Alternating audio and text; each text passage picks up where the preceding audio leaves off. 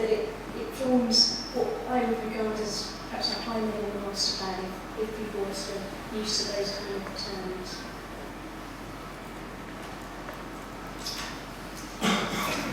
Now, sort of moving forward, another important aspect is comprehensive master plan, so the real detail.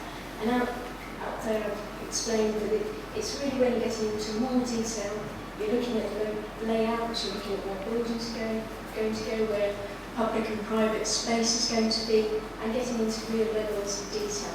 So it's a further level of detail adding on from the structure of the plan.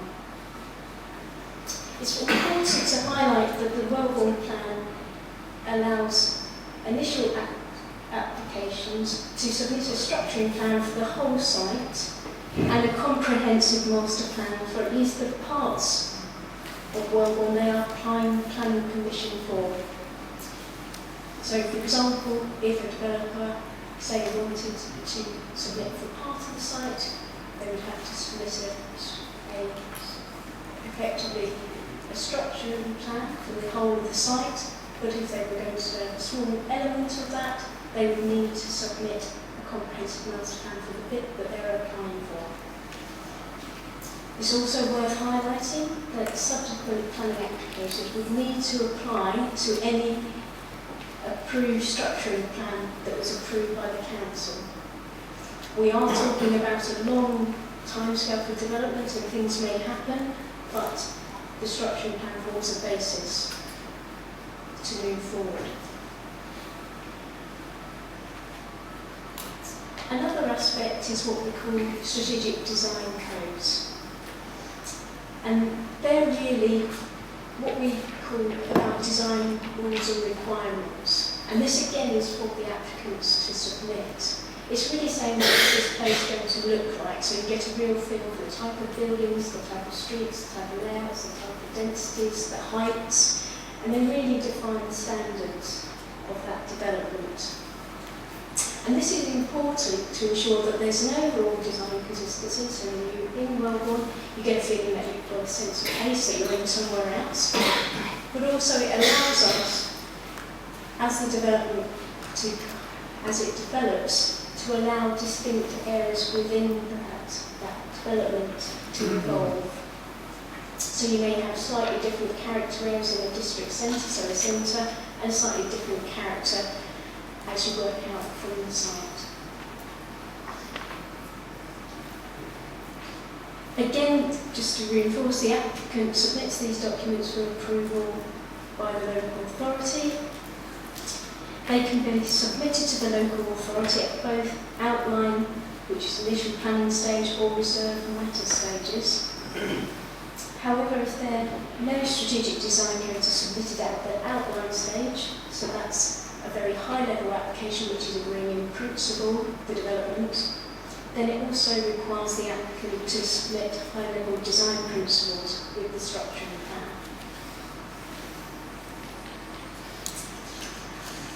Now, one other element is what we call design and access statements.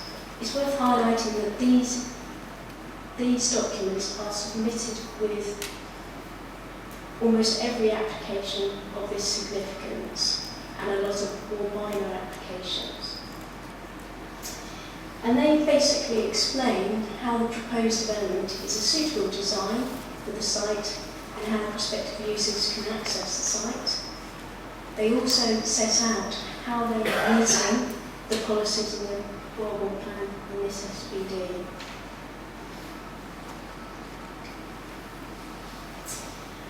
And lastly, there's the infrastructure delivery plan and phasing plan. Now, it's essential, and this has been a topic in a lot of conversations, and again, at examination, about infrastructure. It's essential that we get the right type and level of infrastructure, the roads, the schools, the green spaces are provided at the right time to support the development of Welborne. So it's a requirement to submit both documents as part of the planning application. The council itself has produced an infrastructure delivery plan, and we would expect applicants to have that level of detail and hopefully more detail, so we have assurances about how it's delivered and it's the right model.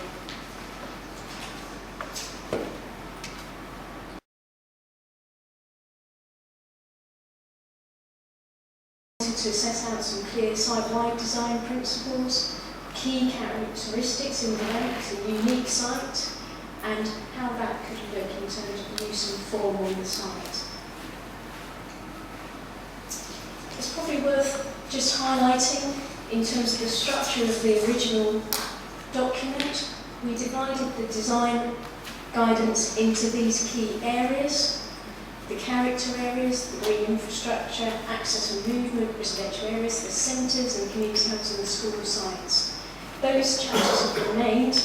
Again, we've tried to provide clearer explanations and more visual evidence and illustrations of what the development would look like. Just some technicalities, because we felt it was important that whoever was looking at the document could get a complete idea of the design guidance required for the development. We integrated a number of guidance notes that we have as officers into the document. So at the back of the document we've got advice on cycle parking and refuse and recycling storage. It's also worth mentioning that in the intervening period we also produced a borough-wide design guide that excludes Welborne, but we wanted to make sure those two documents were saying the same thing. So we basically made sure that everything was integrated and streamlined in those two documents. We also provided, and this often came out with comments that we had from various people on specific topics that they were interested in and they wanted more information or clarification on biodiversity, for example, or lighting, so forth, and we've tried to address that in the document. One particular change that we've tried to do throughout the document, and this is an instance of that, is the document before had a lot of words about how this place would look like, and we've tried to translate that into visual material, particularly about where would we see the most intense development occurring on the site and where we would see perhaps a more lower density to integrate into the landscape. And this is just as example, an illustration of where we thought those different characters were on the site. So for example, the illustrations on the right, one was used to show the higher density development you perhaps would have in the district centre, and then perhaps the kind of designs that we were looking for and layouts we were looking for in the lower densities or the more peripheral edges of the site. This is, by the way, is accompanied by more guidance. It's just an illustration here. And as I said, I wanted to just alight on a few particular issues that the Standing Conference raised. And I've chosen a few crucial ones that were raised, fundamental.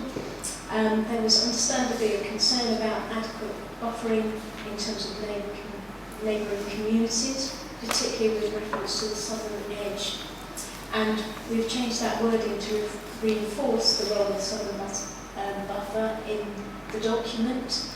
I can give you some specific references as well. And basically addressing this issue directly, so having a positive, enhancing views, creating buffers so we sensitively develop the site. As I mentioned earlier, there's some issues that were raised prior through the examination. For example, the Standing Conference raised concerns about the distances in terms of the settlement buffers, particularly with Funtley, and there was a call for a minimum of 100.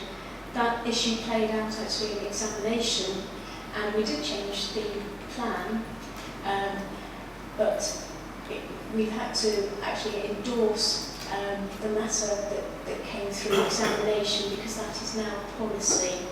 So the Welborne plan now requires a buffer of no less than 50 metres, but it clearly has a criteria for extending that to 75 metres. Another, for instance, there was a comment, for example, about reference to wider cross-boundary context, i.e. that there was a comment that we were just focusing on the site and the need to connect to other routes in the wider beyond the site. So we again amended that wording in a particular chapter to reinforce those issues. Again, there was a particular comment about being more ambitious regarding the district centre and the mixed use elements of that. Again, we've tried to provide additional images so people get a sense of what we're aiming to achieve through the planning process, and really a sense of what that area could look like. So I know it's been a bit of a run through, I've tried to cover those issues, but again, if there's anything in particular about the second part of that document, again, welcome to any questions.